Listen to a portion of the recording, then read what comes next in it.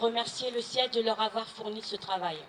Un logement, un avenir plus prospère pour eux, leur épouse, leurs enfants. Bien sûr, le travail était pénible, mais ils retrouvaient, au fond, l'amitié et la solidarité qui étaient toujours présentes. Peut-être pensaient-ils aussi à ce qu'ils allaient faire en remontant de la fosse ou dans les jours à venir. Ils sont arrivés sur le carreau, sont passés par la salle des pendus pour se préparer, puis ont récupéré leur lampe.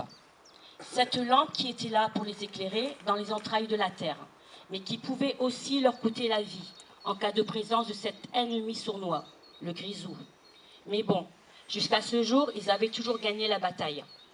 Et puis, ils sont descendus et ont commencé leur labeur.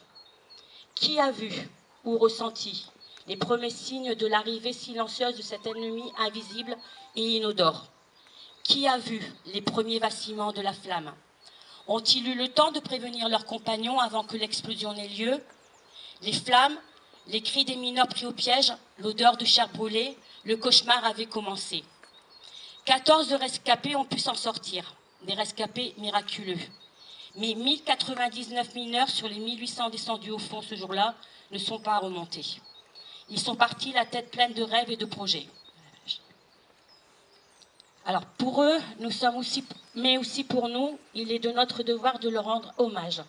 Hommage pour leur courage, hommage pour leur souffrance, hommage pour tout ce qu'ils ont appris à leurs descendants. Il est de notre devoir de ne pas les oublier.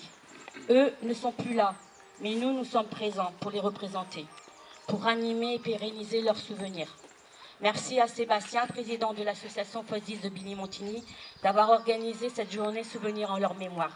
Merci pour son combat envers tous les mineurs du monde entier, ainsi que Kevin, parce que tu fais beaucoup.